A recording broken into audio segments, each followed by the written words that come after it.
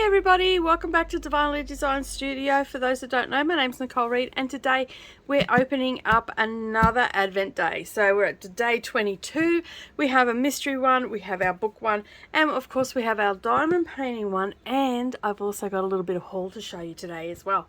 So it's been a pretty hectic day today.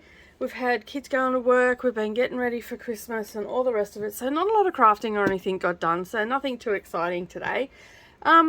Yeah, I've just been getting a little bit of organisation happening for next year for the reading stuff and everything that we're going to be doing. So, yeah, so it's been a little bit of a busy day, but, you know, we're winding down. 6:30 p.m. on the 22nd of December 2021, and we are about to get hit with a storm. So, I won't be staying on for too long.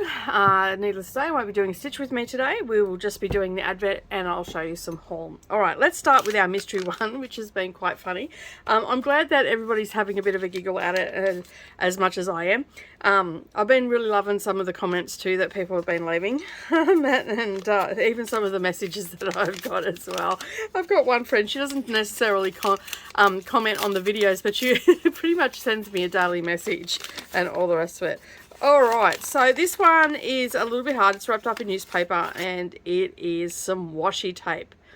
I use washi tape all the time in my journals. I use it for when I'm sewing. I use it to even on material to mark spots that I need to mark and stuff like that. So washi tape will definitely come in handy. That's a pretty green too. So, alright, so that is our mystery one. A roll of washi tape, and I like these thin ones. These thin ones are the ones that I use mostly on my sewing machine for different seam allowances, because they're thin. They don't take up a lot of space, and yeah, I can just use them and peel them off and good to go. The machine's back to normal. All right, so the next one that we're going to open is the book one. So I've been busy today getting all my bingo prompts ready and all the rest of it. So I've got some good books lined up. I've got a few physical, I've got a heap that were on Kindle, and I think there's 2 audio books in there, because one's a Robin Carr book that because I couldn't decide who my favourite author was, so I decided to go with who my favourite author right today is, and that was Robin Carr. I put down. So I listen to most of her books. I don't actually have any of her physical books because she has way too many and that would cost me a fortune, so I listened to them on Scribe. And I found one on Scribe, so that was for a bingo prompt. But I can't do anything with those books yet until the dice is rolled. So yeah, I have to wait until next week before I can read anything. So it'll be interesting to see what my first book is going to be. All right, so this is Aisha at Last. Alright, so this is a fiction book. As we know, I got a fiction box. It was published in 2018 for a Ms. who said when, not if. Very good, I like that. Alright, Aisha Shamisi has a lot going on. Her dreams of being a poet have been overtaken by dealing with a demanding teaching job. Her boisterous Muslim family and numerous interfering aunties are professional naggers. I'm hearing ya. I have some family members like that too. And her flighty young cousin about to reject her 100th marriage proposal is a constant reminder that Aisha is still single. Aisha might be a little lonely, but the one thing she doesn't want is an arranged marriage. And then she meets Haed. How could a man so conservative and judgmental and yes, smart and annoyingly handsome have wormed his way into her thoughts so quickly? As for Haed, he's happy the way he is. His mother will find him a suitable bride, but why can't he get the captivating, outspoken Aisha out of his mind? Ooh, a nice little romance. They're far too different to be good match, surely. My grandparents were an arranged marriage. So I come from a family where that was actually a thing. So for those that don't know, half my family tree is Egyptian and Maltese, and yeah, my grandparents, my dad's parents, were an arranged marriage. So there was a big age difference between my grandfather and my nonna. We called her nonna because they mostly spoke Italian. Because my grandfather actually spoke 9 different languages, and majority of the family spoke Italian because apparently that was the easier language to learn, according to my grandfather. So and the most frequently used in certain areas that he was dealing with when he was over there. But yeah, they were an arranged marriage. They were very, very happy together, and they had a long marriage together until he passed away. When was that? About 30 years ago? 1990, yeah, so 30 years ago he passed away. Wow, that's like, yeah. So yeah, but there was a big age difference between, she was only in her 50s when he passed away. He was 74 and she was, I think she was 55 when he passed away. So there was a big age difference with them. That was probably the only drawback that I seen to that. But yeah, arranged marriages can be a good thing. That I can't believe that I'm saying that in this day and age, but I got to witness it firsthand, and they loved each other, and they always were good to one another, and yeah, and they built a very happy life together here in Australia. So things like that can work, even though it seems foreign to a lot of people. It actually can work. All right, so let's move. Enough about that. I'm going to really enjoy reading that. So the next one we're going to open is our diamond painting one.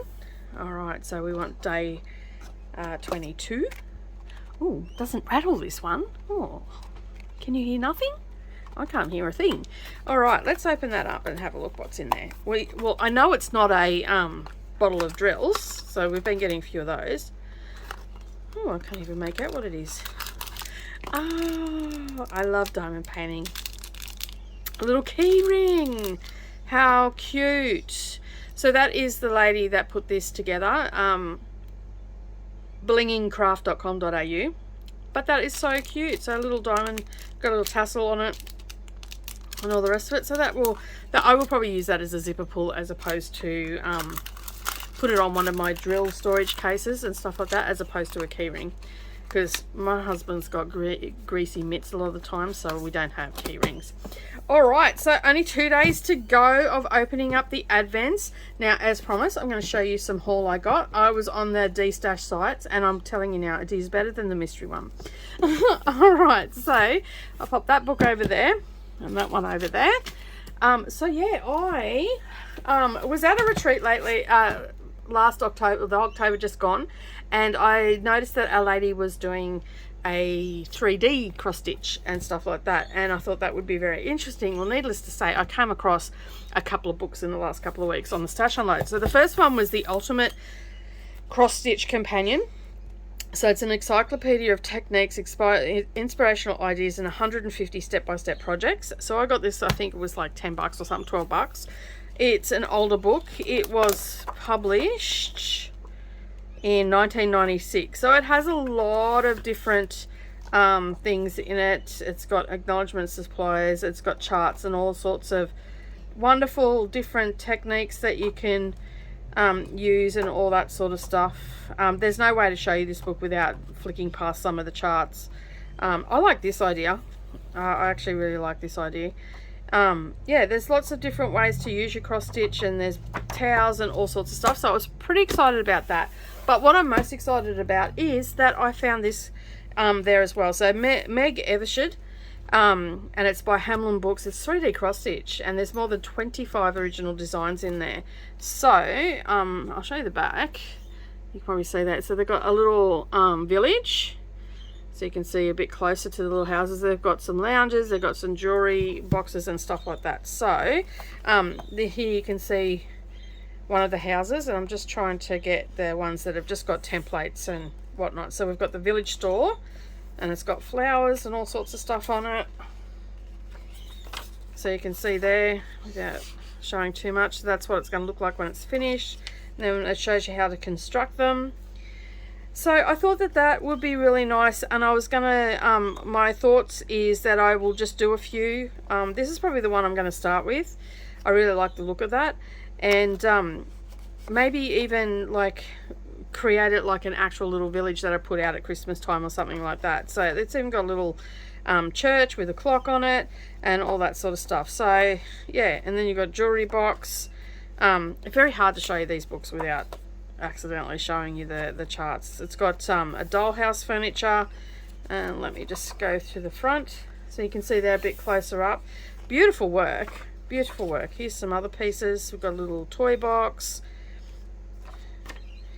That's the couch.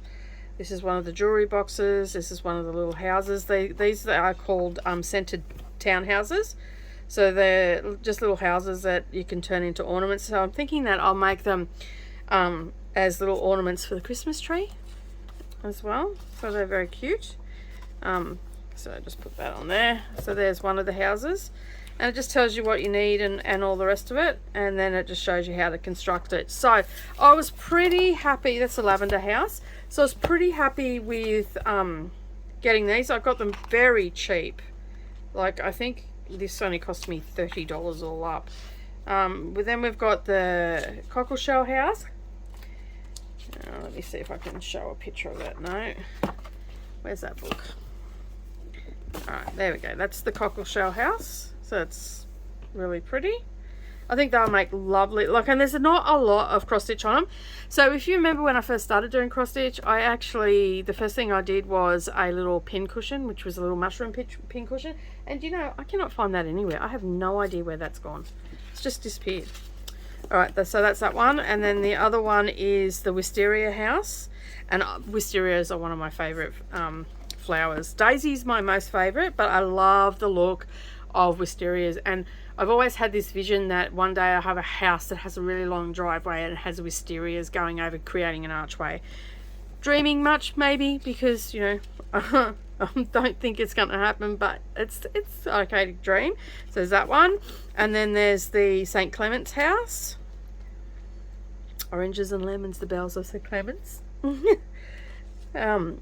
And it's got little orange and lemon trees beside it, so you can see there on down the side.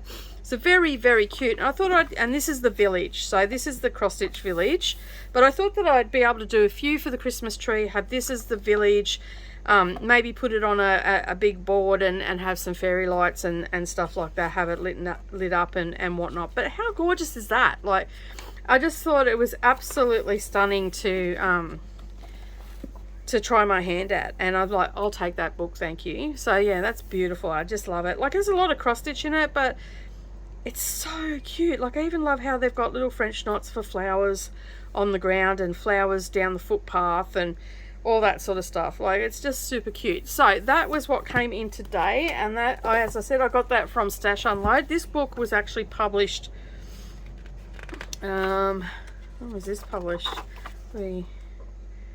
Let me just have a look. 99. So it's a few years old, but in very good condition. Absolutely love it. It's going to be a prized possession on my shelf. And yeah, so I'm actually hoping to start one of these houses by the end of the before the end of the year, so I can take it into next year for no new starts. But if I don't do that, that doesn't matter. They can sit on the shelf and then I can do them the following year. But I think the Wisteria House is probably the one that I'm going to go for. And yeah, they're just done on Ada.